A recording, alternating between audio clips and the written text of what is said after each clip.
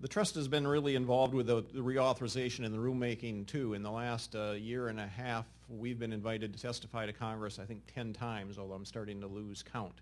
And it's always an exciting adventure because they usually hear about a Wednesday before the Wednesday they want you there that they're going to have a hearing, and they're going to tell you 2 days later what it is you want to talk about and how to make your reservations. So it's always a mad dash, but it's always interesting also.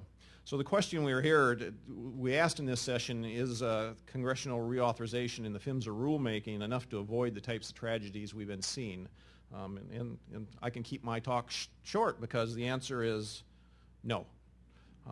Thank you. Any questions?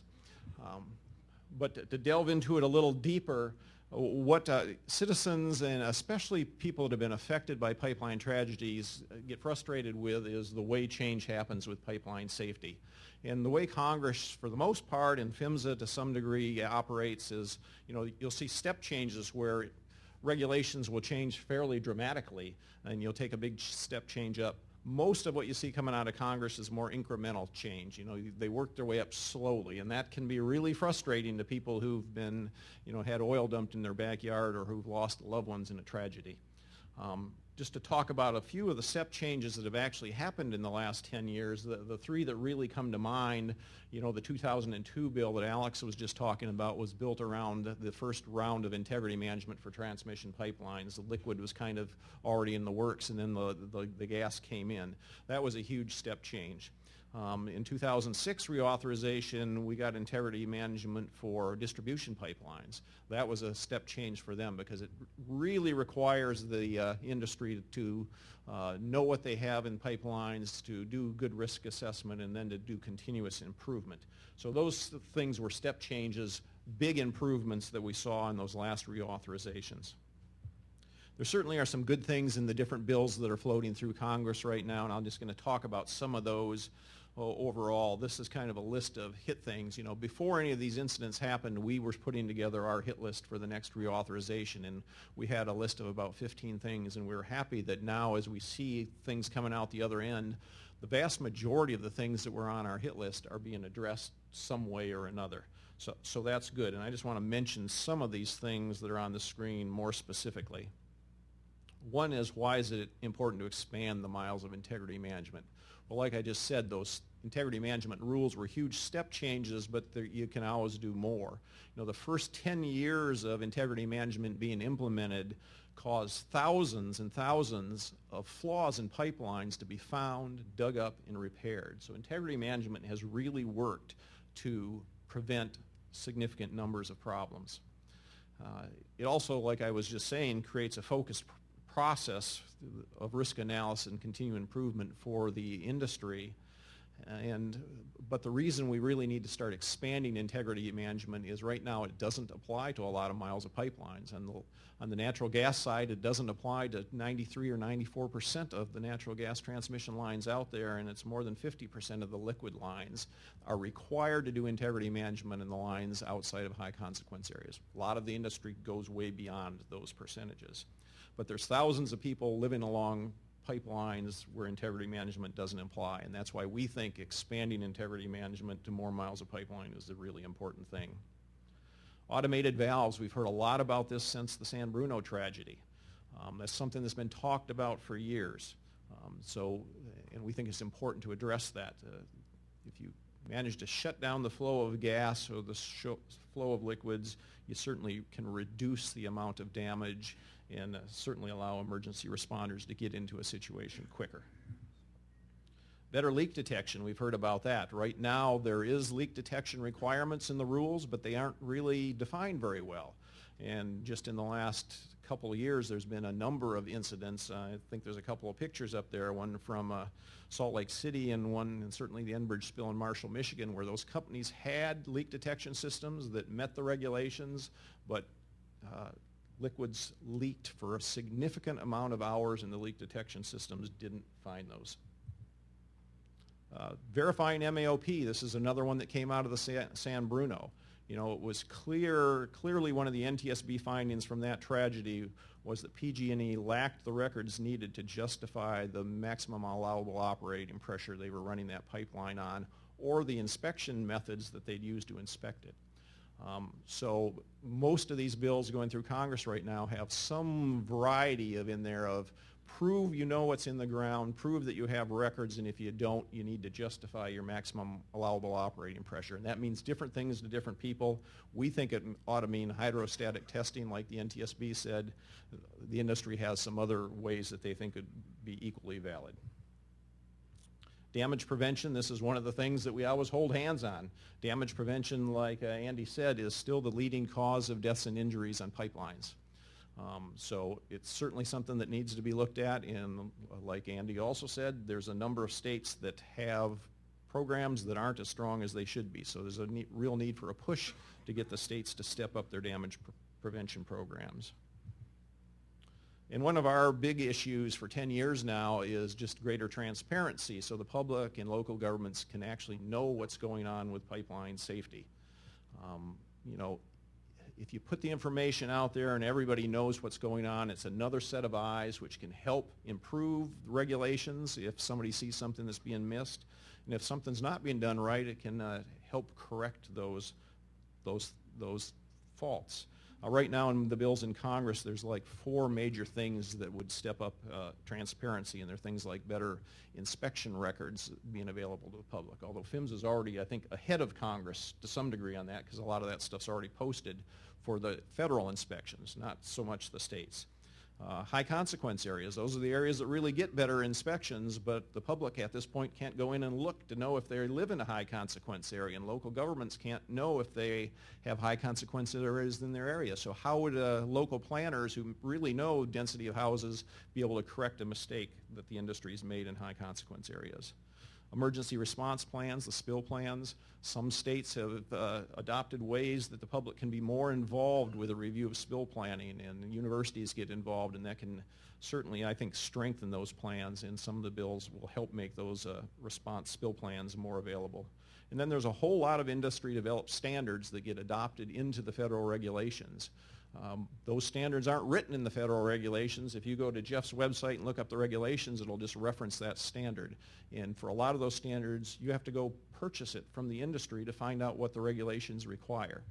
Some of the bills in Congress are moving forward, and actually some of the industry groups like API have already started to make their standards publicly available. The other thing that I think San Bruno has caused people to look at is just how well the states are doing. And as far as when you get to transparency, that's one of the things that we haven't looked at. You know, people haven't looked at much. We focused on the industry, why aren't they telling us stuff? Or we've focused on PHMSA, why aren't they telling us stuff?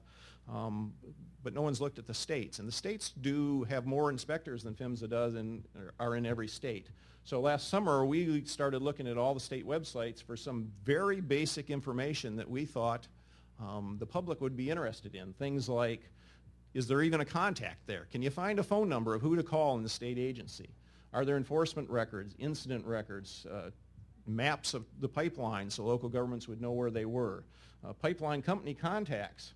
And we went through every state website and we did a quick review of which states do a good job and what they don't. It was basically a 0 through 3 scale. Green is, yeah, it was easy to find on their website and they've got it. Orange, the 1 is, boy, you really had to work at it and know the jargon to even find it. And in zeros is, we couldn't find it anywhere on the state website. And I didn't embarrass the bottom half of the states by showing the ones that are almost all red, but the states certainly have a ways to go when it comes to better transparency for the people that live within them. And there's the link at the bottom if you want to look at the whole list. And Jeff was giving me the thumbs up over there because you notice PHMSA, we rated them on the same scale and they came out at the top. One of the other things is there's been a huge increase in gathering lines in the last 10 years, 5 years. This is one of our emphasis because the gathering lines are going into places no one ever dreamed. You know, there's thousands of miles of new gathering lines going in the ground. Some of them are the same size and the same pressure as transmission lines, but they are not regulated the same way at all. So we really think the regulations around gathering lines needs to be stepped up. I mean, if it looks like a transmission line and it acts like a transmission line and it can blow up like a transmission line, why isn't it regulated like a transmission line? And just to get back to why I said no early on, why current congressional actions won't clearly prevent tragedies, is if you read any of these bills, what you find out, and this frustrates citizens, is that they really they don't do a whole lot. There's studies, studies, studies. Let's study things with no real end point. Lots of the clauses have huge loopholes that allow people to get out. And like Jeff was saying, and this isn't a plus or a minus, but anything Congress even puts in statute, it still has to go through a regulatory rulemaking process, which puts it through all the comment periods where, that are have heavy industry comments. It has to go through the cost-benefit analysis, and we kind of disagree with the industry about the value of that. Oftentimes, the cost-benefit analysis can kill safety things. In some of the congressional bills, I think they've just missed the boat on some. They're ignoring some major problems. Which leads us with PHMSA's rulemaking, and as Jeff said, we also agree that most everything being talked about in Congress, PHMSA could do on their own. They have the authority to move a lot of these forward already. I think Congress sometimes gives them the nudge. They put it in statute to say, do it, Jeff, quit fooling around with it. Yeah, in 1 year, 6 months. But PHMSA does have the authority, and they're already talking about some of these things. They already, have out there better enforcement of state excavation programs. That's in the works. They've already done the advance notice of proposed rulemaking on liquid pipelines that Andy was talking about, and we'll probably see a rulemaking on that coming pretty soon. And they just, right now in process, still comment period is open, is the same kind of wide open look at gas transmission pipelines.